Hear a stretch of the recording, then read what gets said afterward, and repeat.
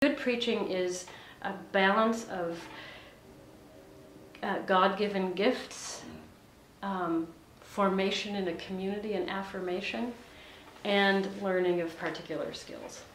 And I think those three things have to come together. So the challenge of teaching preaching is trying to figure out who brings what. Who brings which skills that can be honed, who brings certain pastoral gifts that others potentially won't ever learn that they should use in the pulpit, and really bring those to the fore. And then who maybe doesn't actually have certain, say, public speaking skills, but they're so attentive to people, and that care for people is just exudes from their being, that you want to highlight, a person wants to highlight that. So part of teaching preaching is to notice what's already in the person, that God has called that person for a reason. So let those things come out. And then I think good exegetical skills can be taught.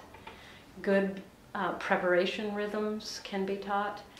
I think it can be taught that it's not just our own agenda. You need to experience a broader community's view on a text and on preaching in order to be a good preacher. Because it's not just you standing up there saying what you think, you know.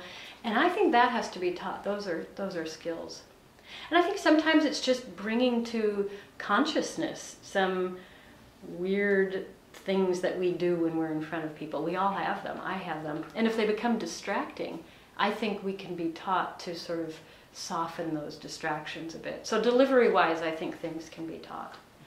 And I think sermon form, sometimes people have heard preachers they think are great preachers, but it's not their own personal form. It works for the preacher they really love, and they're moved by that person's preaching, but it's not authentic to him or her.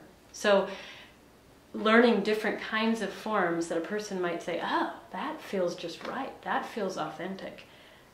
That's exciting when students discover, yeah, I thought I would preach like Pastor Jones, but I guess that's not my thing. I didn't know there was another thing. And now that I've discovered it, I feel like I'm there.